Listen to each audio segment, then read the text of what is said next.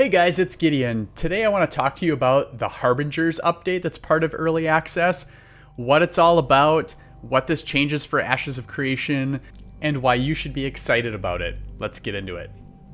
I want to start with the question, why listen to me or watch this video on this topic? This isn't just a live stream recap or my opinion on reading things on the forums or hearing from other people. I'm one of the few people who had the opportunity to already play this on the PTR.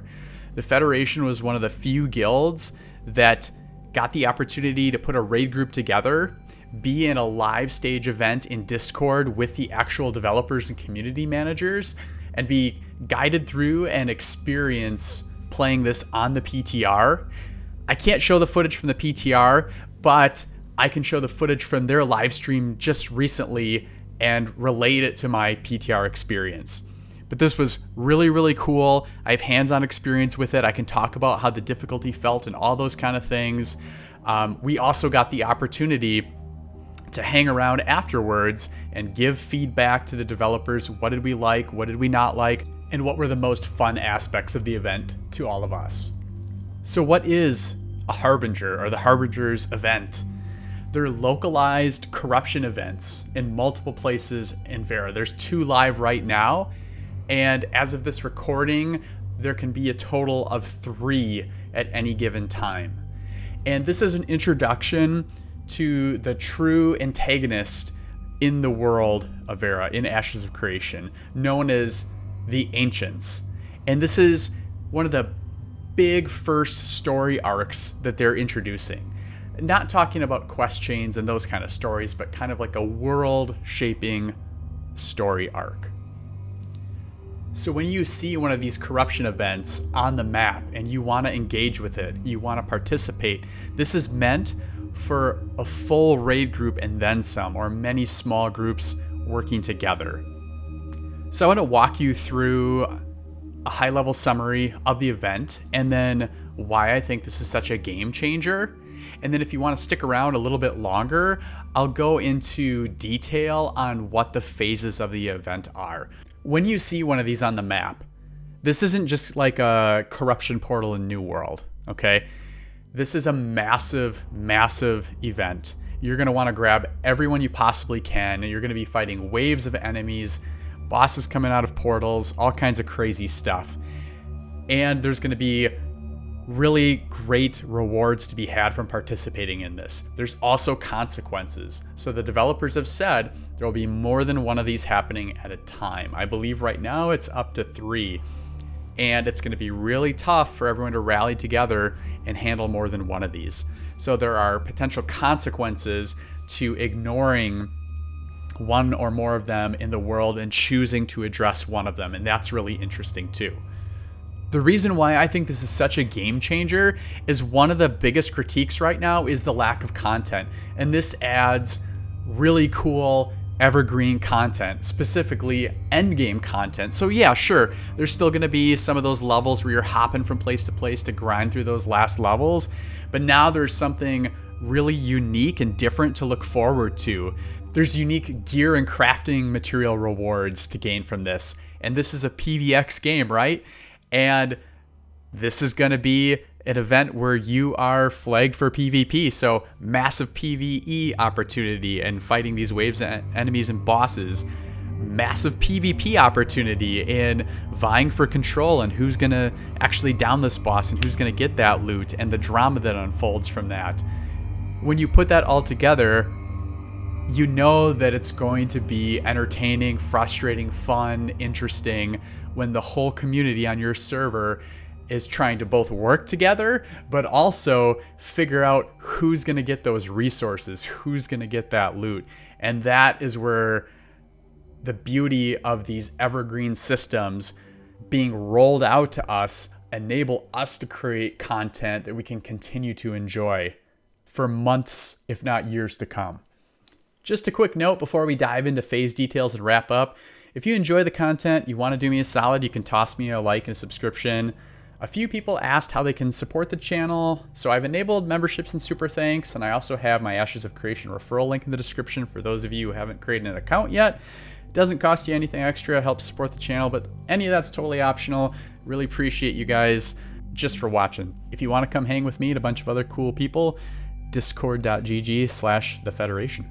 So if you made it this far into the video, you're definitely interested in some of the more nitty-gritty details of the different phases of this event. And this is all going to be subject to change as they continue to develop it. But there was, I think it was before early access on Steam was announced, there was a Harbingers live stream that I took a bunch of notes on. And then there's this recent one with like the early access, with the release of the patch that includes this content, which I believe is 0.18. So right now as it stands, and the way that I experienced it on the PTR with the Federation, when you first go to the event area, there's all kinds of like smaller ancient corrupt mobs that you have to kill, and they're spread all around, and you need to kill 500 of them, and that can take a long time. But if you have a raid or multiple raids or tons of group doing it, you can chew through that relatively quickly. And that then causes this void gate, this big portal to form and activate.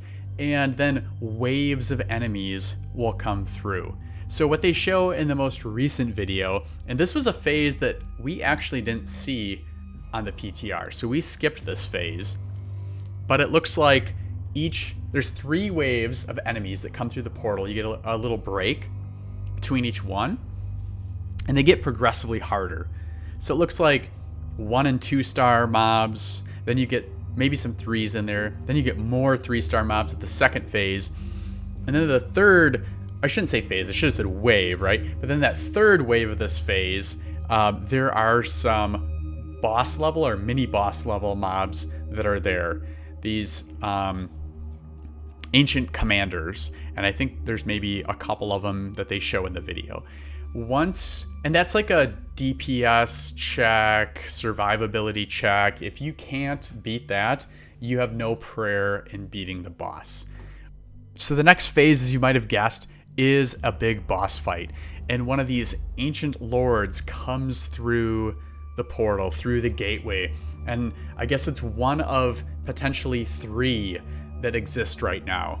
And they have different mechanics. And the reason why I know that is the one they show in the most recent video is different than the one that we fought on the PTR, because I saw different abilities, different mechanics. I wish I could show the PTR footage because there was some pretty cool stuff. But you have to work together as a group, and it is a true raid boss encounter with mechanics. You know, things you have to time, things you have to avoid, you know, things that you might have to gather, you might have to spread. Kind of those typical classic raid boss mechanics that you have to contend with, that you have to deal with.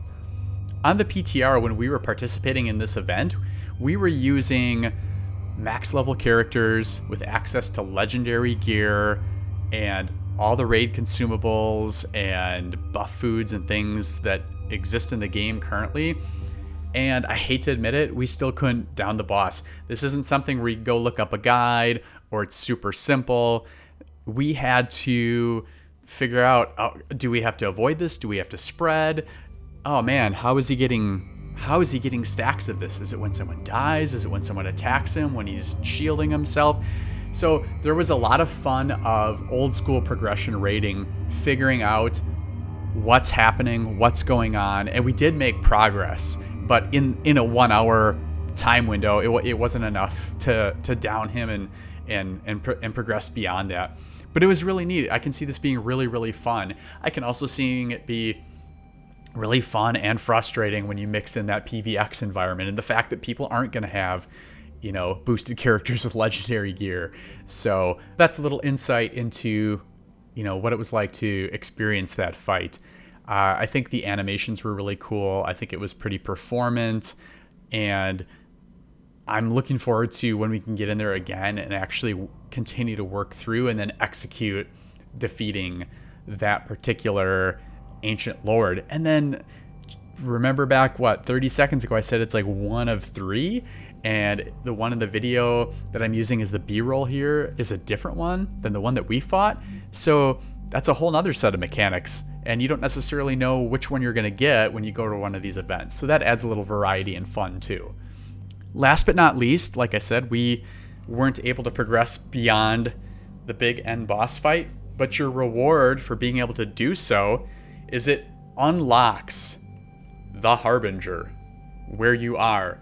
And you enter in, and there are 3 narthex areas, which are bonus areas where there's enemies to clear and chests and rewards and things to collect. And once again, it's open world, so to speak, right? So people could wait by and try to rush in, and there's more of that kind of PVX opportunity, which it might not be your cup of tea, but I think it'll be very, very entertaining for quite a few people, myself included. The last bit that I want to mention is from that earlier live stream, the way that they explained how these events would start to begin with and how we would address them as a community. I'm curious to see how the current iteration plays out compared to that and how this changes over time. They talked about a corruption threshold being reached in a local area based on activity and inactivity, and that's what would cause the arrival of these corrupt or ancient minions. And there was like an arrival phase, an incursion phase, and a foothold phase. And based on success or failure of pushing back the corruption, it would move to another phase or extend it, and there would be different consequences. So the arrival phase, you could ambush a commander.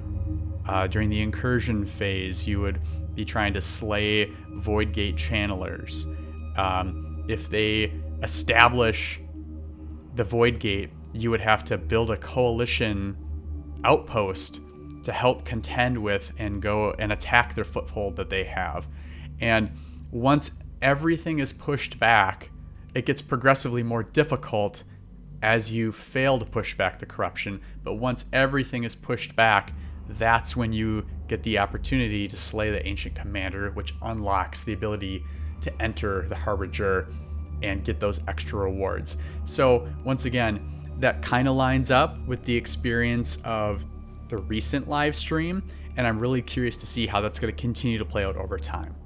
So I hope you find this as exciting and interesting as I do. This just shows me what they're capable of doing, and it's going to be neat to see other big story arcs and events that they release as they continue to develop content through this early access final alpha phase. Thanks for joining me, and until the next one, peace.